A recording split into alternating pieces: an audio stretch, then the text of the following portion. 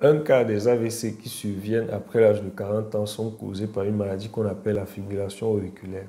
C'est une maladie dans laquelle le cœur bat de façon anormale. Il bat très rapidement et de façon anarchique et désordonnée.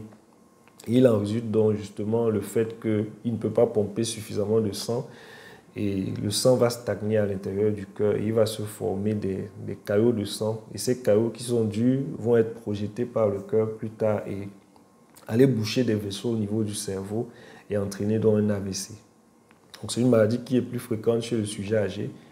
Et donc, plus on vieillit, plus on est à risque de présenter cette maladie. Et elle est parmi les premières causes même d'AVC chez les personnes âgées. Et donc, les signes qui peuvent nous faire penser à la fibrillation auriculaire sont les palpitations, qu'elles soient permanentes, qu'elles surviennent à l'effort ou qu'elles viennent éparses. Les palpitations, c'est les sensations de battement du cœur fortement et de façon désagréable. Donc, les palpitations, l'essoufflement à l'effort, le fait de ressentir des douleurs au niveau de la poitrine, des gênes au niveau de la poitrine. Donc ça, c'est quelques signes. Il peut tout simplement n'avoir aucun signe. On peut être là et sembler être en bonne santé, mais faire des fibrillations de façon répétée. Et donc, du coup, pouvoir faire un AVC à tout moment. Et c'est justement ce qui arrive souvent. Les patients qui arrivent, ils n'ont pas de problème, des personnes âgées. Ils font un AVC. Et après, quand on fait l'examen, on va chercher et tout, à l'aide d'un appareil qui permet de détecter le rythme du cœur qu'on appelle ECG, mais un ECG prolongé, c'est-à-dire on met l'appareil sur la personne peut rentrer à la maison, faire 24 heures, voire plusieurs jours même avec.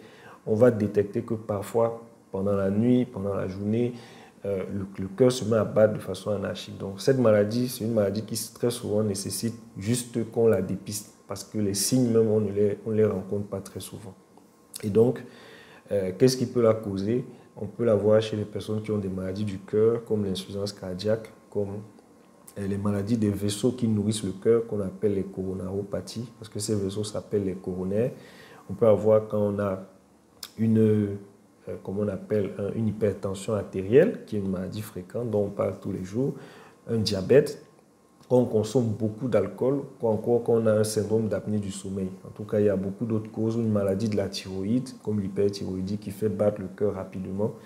Donc voilà quelques causes, mais parfois on n'a aucune cause. Donc c'est une maladie qu'il faut chercher. Vraiment, quand on a un certain âge, on a plus de 60 ans, 65 ans, vraiment, si on peut qu'on se fasse dépister cette maladie-là, ça peut éviter un AVC comme les blagues. Et d'autant plus lorsqu'on a les facteurs qu'on a cités. Si on a déjà une maladie du cœur, on est hypertendu, vraiment, à un certain âge, faisons ce bilan, allons détecter si on n'a pas ce trouble. Ça peut éviter un AVC, ça peut prévenir un AVC.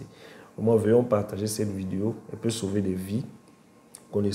Sachant que la fibrillation auriculaire, c'est une maladie qui existe et qui peut être prévenue. Et si on la prévient, qui peut être traitée tout au moins. Et si on la traite, on peut éviter un AVC.